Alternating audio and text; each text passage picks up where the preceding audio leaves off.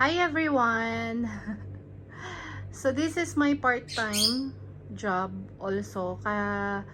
Kahit na may work ako dito sa Dubai, I do live selling of mga mid-brand bags and authentic LV bags and not guaranteed bags, mga Korea source na mga bags natin. So sobrang dami kong bags dito. Dito ako nabibisi every day of my life. Aside from meron talaga akong trabaho. I'm an HR and admin coordinator dito sa Dubai, pero this is my part-time job after ko matapos ng aking 9 hours work dito sa Dubai.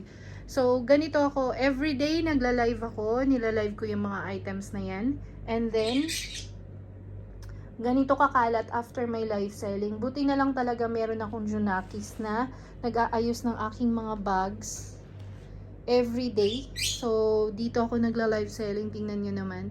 So, this is a room na dedicated sa mga bags ko, mga madam. So, ganyan siya. Ayan. Diba? Ang dami kong kalat. Sobra. So, this room is intended only for my bags sa business ko. So, I'm really proud to share na dito ako nabibisi instead of mag-browse sa social medias, maubos yung oras ko. This part-time business that I have right now is helping me to produce for the tuition fee of my daughter. Kaya siya nandito sa Dubai kasi sobrang nagsisipag ako. I can provide through this business na meron siyang visa and nag-aaral siya dito sa The Philippine School ng Dubai. Hindi ko kakayanin yung tuition ng anak ko and residency without this business na meron ako.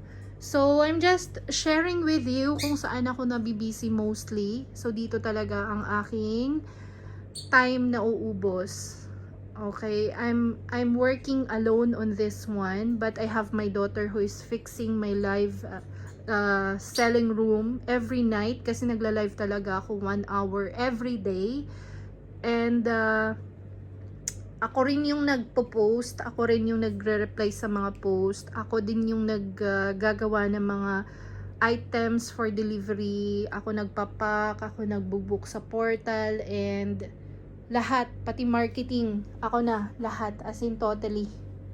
So, ayan, sinishare ko lang sa inyo mga madam, mga guys. So, this is me every day of my life. 1 hour live selling para meron tayong extra income.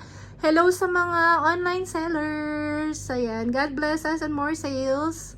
Love, love, love. And ingat, ingat. God bless.